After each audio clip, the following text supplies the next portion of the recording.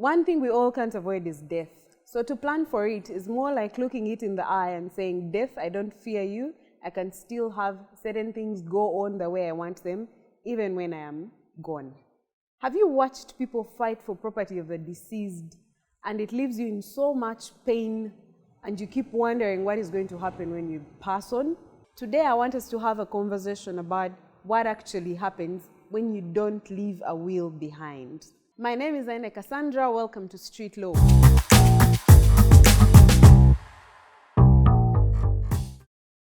Before we talk about exactly what happens when you don't leave a will behind, I feel it is necessary that we first of all talk about the reasons why people don't want to make wills, especially in Uganda. Number one, people say they are too young to make wills. Number two, they say they don't have anything to leave behind. They also say that they don't know where to begin from, what exactly to do, where to keep the wills. Then others say that after all, every property of mine will go to my loved ones, without necessarily thinking through which loved ones exactly the property will go to. And I think there's never a reason why any person shouldn't make a will, because at least if you don't have the property that you think you should have, you have certain wishes. You want to be buried in a certain way. You probably want a religious burial or not. If you have children, you can appoint a legal guardian for them in a will. So it's not just about property. It's also about what exactly are your wishes upon your demise. It's not enough reason to say I don't have property or I'm too young to make a will. This now is what happens when you don't make a will. But please remember also, Ugandans love ebintu byabafu so much. Everybody of us, I think by now, has either watched closely, say, a family that is close to us or relatives fight for property of the deceased. You have probably been a victim and seen when your father passed on or mother passed on, how much people came fighting for your property. How do I know that Ugandans love ebintu byabafu? From the way they fight for a death certificate. I can assure you, the moment you are deceased, somebody else is camping somewhere at the door of the administrator, the hospital administrator, trying to get out your death certificate to keep it just because they are foreseeing. But the Succession Act in Uganda has come up with a guide on how to distribute property of that person that doesn't leave a will behind. If you feel like this is okay for you, then you can leave your property not disposed of in a will. You can choose to let the law take its course. So we have 4 categories of people that can share in your estate. We have linear descendants. These are your children, your children's children, their children, and their children. They go all the way to the 6th degree. Then we have a customary heir stroke heiress. In the recent amendment of the Succession Act, they added an heiress. So it's no longer the male species that takes up that role. The ladies can also now be customary heiresses. And then we have a spouse. If you're a polygamous man, that means spouses. And finally, we have what we call dependent relatives. These are people who are fully in your care by the time you pass on.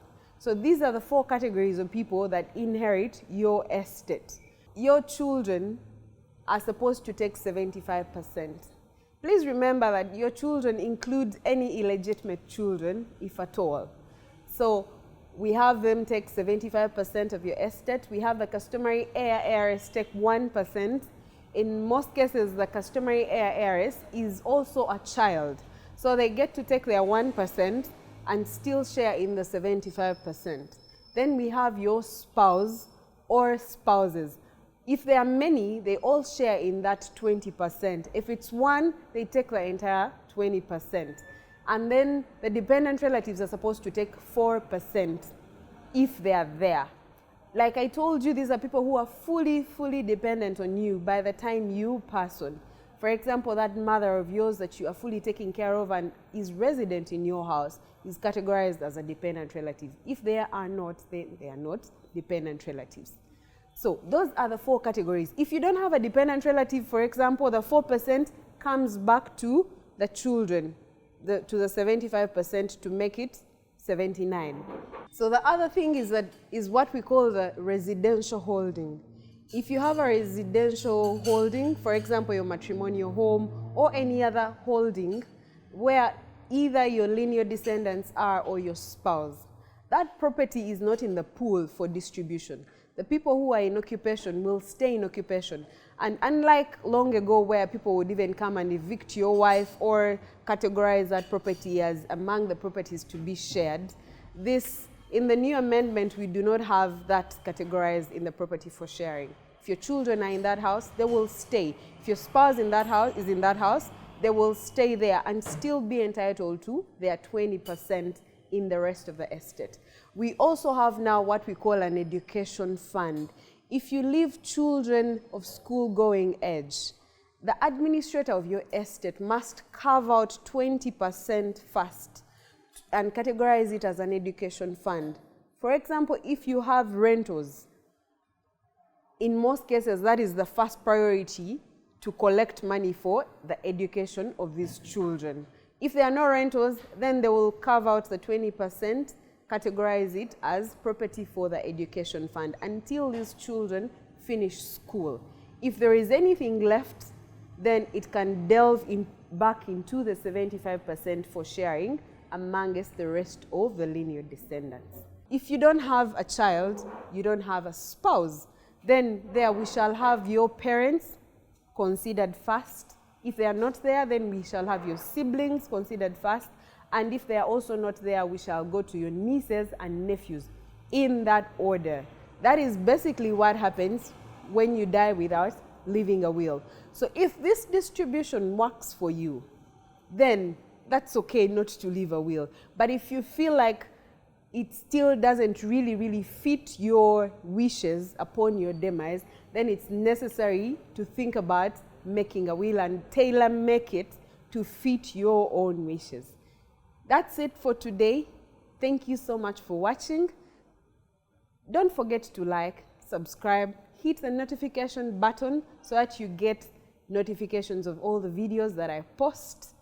And you can leave a comment. If this video has been helpful, please leave for me a comment in the comment section. If you have any questions, please put them down. I'll be glad to go through. That's it for now. Thank you for watching. Bye-bye.